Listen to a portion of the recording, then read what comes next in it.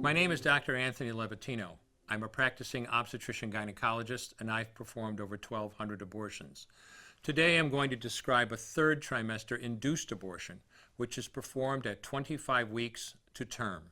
At this point, the baby is almost fully developed and viable, meaning he or she could survive outside the womb if the mother were to go into labor prematurely. Because the baby is so large and developed, this procedure takes 3 or 4 days to complete. On day 1, the abortionist uses a large needle to inject a drug called digoxin. Digoxin is generally used to treat heart problems, but a high enough dosage of digoxin will cause fatal cardiac arrest. The abortionist inserts the needle with the digoxin through the woman's abdomen or through her vagina and into the baby, targeting either the head, torso, or heart. The baby will feel it. Babies at this stage feel pain. When the needle pierces the baby's body and the digoxin takes effect, the life of the baby will end. The abortionist then inserts multiple sticks of seaweed called laminaria into the woman's cervix. They will slowly open up the cervix for delivery of a stillborn baby. While the woman waits for the laminaria to dilate her cervix, she carries her dead baby inside of her for 2 to 3 days. On day 2, the abortionist replaces the laminaria and may perform a second ultrasound to ensure the baby is dead.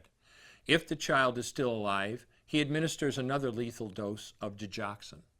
The woman then goes back to where she is staying while her cervix continues to dilate.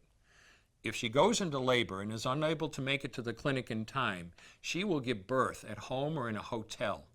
In this case, she may be advised to deliver her baby into a bathroom toilet. The abortionist then comes to remove the baby and clean up. If she can make it to the clinic, she will do so during her severest contractions and deliver her dead son or daughter. If the baby does not come out whole, then the procedure becomes a D&E, a dilation and evacuation, and the abortionist uses clamps and forceps to dismember the baby, piece by piece. Once the placenta and all the body parts have been removed, the abortion is complete. Late-term abortions have a high risk of hemorrhage, lacerations, and uterine perforations, as well as a risk of maternal death. Future pregnancies are also at a greater risk for loss or premature delivery due to abortion-related trauma and injury to the cervix. As I mentioned at the beginning, I'm Dr. Anthony Levatino, and in the early part of my career as an OBGYN, I performed over 1,200 abortions. One day, after completing one of those abortions, I looked at the remains of a preborn child whose life I had ended, and all I could see was someone's son or daughter. I came to realize that killing a baby at any stage of pregnancy for any reason is wrong. I want you to know today, no matter where you're at or what you've done, you can change.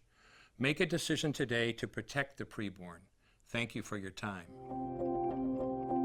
I will no longer do any more abortions. When you finally figure out that killing a baby that big for money is wrong, that it doesn't take you too long to figure out it doesn't matter if the baby is this big or this big or this big or maybe even this big, it's all the same. And I haven't done any since then, and I never will.